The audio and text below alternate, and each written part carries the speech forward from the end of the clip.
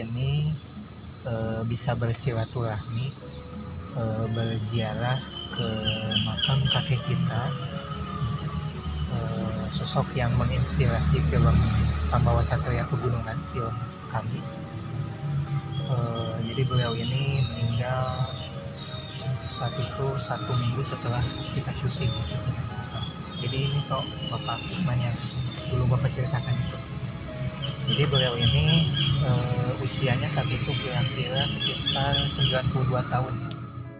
Mudah-mudahan apa yang beliau berikan, ya, inspirasi, cerita-cerita yang telah beliau sampaikan kepada kita, generasi muda, mudah-mudahan itu menjadi amal terbaik beliau di alam sana. Semoga Allah mengampuni dosa-dosa beliau, menerima amal ibadahnya. Amin.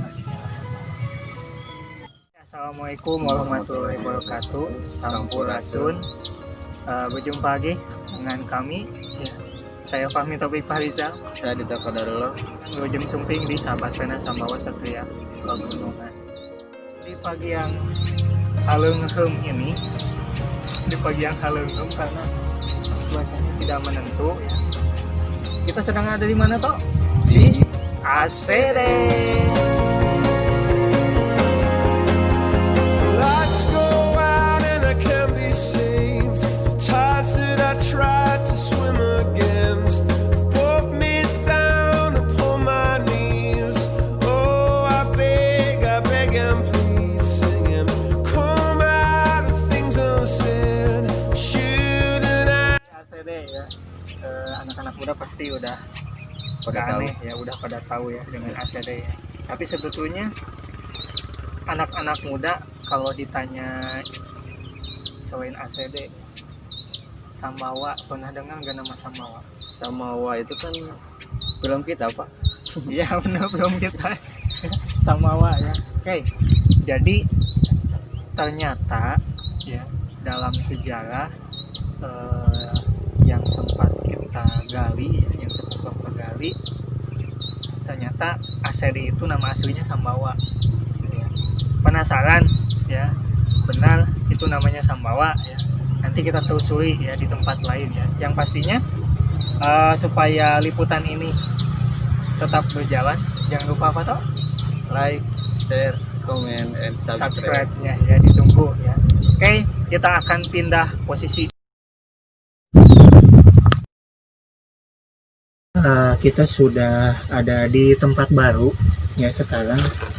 Tadi kan kita ingin membuktikan apakah nama ini memang benar, tempat ini namanya Sambawa, ya. Kita bisa lihat di sini, ini tertulis ya SAMBAWA, Sambawa. Jadi memang benar tempat ini namanya dahulunya itu namanya Sambawa. Oke, atau mungkin ada yang aneh nggak dengan tempat ini? Iya. Anehnya apa? Makamnya nggak seperti biasa. Ya, kita sedang ada di makam. Ya. Makam siapakah ini? Ya.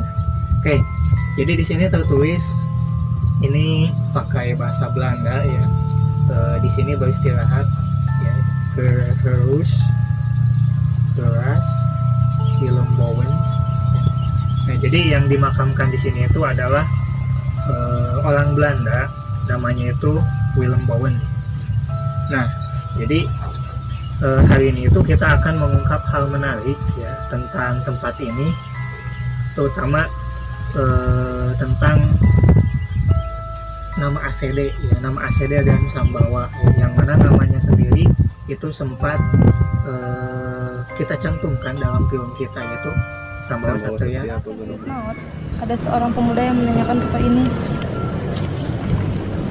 Dan Eyang pun berkisah. Katanya, Siki anu dipelak dan ditumbuh di kebon ieu asalna ti hiji tempat. Tempat eta namina Sambawa.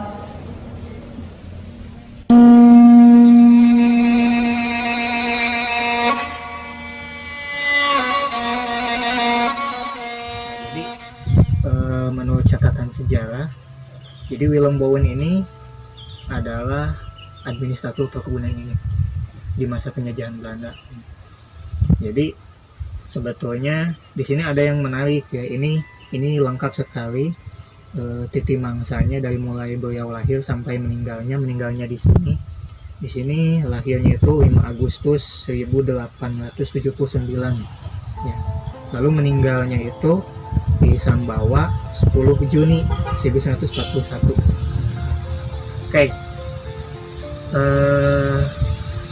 Sekarang itu bulan apa? Juni. Bulan Juni ya.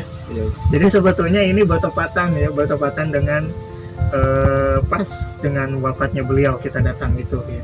Jadi di sini itu 10 Juni ya, berarti ini meninggal sebelum Jepang datang ke Indonesia ya, tahun 1941 ya. Jadi 10 Juni 1941 itu berarti sekarang tahun 2020, berarti 79 tahun yang lalu. Nah, sebelum kita menelusuri ke 79 tahun yang lalu ya, mungkin di sini kan tadi kita sudah tahu bahwa ini namanya Sambawa. Lalu kepikiran nggak mengapa ini tempat perkebunan ini dinamakan ACD? Itu yang menjadi pertanyaan saya. ACD ya. Mengapa melewatkan huruf B? Kira-kira apa tuh? Ini diambil mungkin dari kata bawah. Nah itu. Orang zaman dulu mungkin nggak boleh langsung nyebut nama orangnya ya. Jadi memang perkebunan ini sangat luas di masa lalu ya, sehingga orang-orang dari luar yang ingin bekerja ke sini mereka itu mengenalnya dengan sebutan kontrak bawon, kontrak baus ya, atau Sambawa ya. Nah generasi kita hanya mengenalnya itu ACD ya. Jadi ACD itu katanya dari para sesepuh itu diambil dari blok kebun, dari blok kebunnya. Ini kan luas ya, ini mencakup 3 kecamatan, Taraju, Ujung Gambir, dan Sodong Hilir ya. Nah kita sekarang sedang berada di Taraju ya, di pusatnya itu di Sambawa. Jadi ini adalah tokoh yang besar katanya ya. Saya sempat mewawancarai salah satu tokoh selain Aki Eman ya. Jadi beliau ini kan juragannya ya, juragan perkebunan teh ini ya. Yang menarik itu dari seorang sesepuh di samping rumahnya Ki Eman pernah berbicara ke saya bahwa Tuan Bawon ini berbeda dengan Belanda yang lainnya ya. Berbeda dengan Belanda yang lainnya, bahkan ayahnya sendiri ya, ayahnya Hikake saat itu yang bernama Bapak Mun ya, sering diajak Tuan Bawon ini untuk berburu ke hutan ya, ke sana ke Badak ya. Jadi kan itu hutan ya, dulunya juga ini Sambawa juga hutan ya. Nah bahkan Tuan Bawon sendiri istilahnya kalau tanpa mun katanya alim gitu, lamun taya mun mah abi alim moro kaluweung gitu ya. Jadi memang sangat dekat dengan rakyat katanya seperti itu ya, kata seorang sesepuh yang saya temui saat itu, Pak Didi namanya ya kalau tidak salah ya. Itu mengatakan seperti, jadi cerita dari orang tuanya. Bahkan ketika beliau meninggal katanya ya, benda-benda kesayangannya itu ikut dipetikkan ya. Jadi benda-benda kesayangannya itu ikut dipetikkan, termasuk senapannya ya.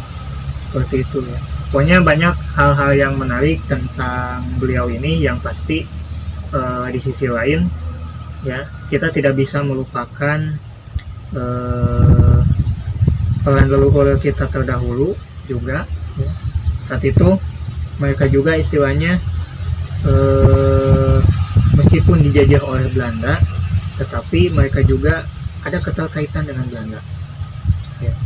Memang di sisi lain Belanda punya keinginan untuk mengeksploitasi kekayaan kita ya, saking suburnya tanah kita salah satunya ini. Tapi di sisi lain ada hikmah yang dapat diambil ya, akhirnya masyarakat yang membutuhkan pekerjaan bisa ikut di sini ya, bisa ikut di sini ya. Jadi tentunya memang perkebunan ini di masa lalu, di masa 79 tahun yang lalu sebelum beliau meninggal, itu punya peran penting dalam perekonomian. Meskipun memang yang namanya Belanda itu kan pintar politik ya. Tapi yang namanya sejarah itu seimbang, ada positif ada negatif ya.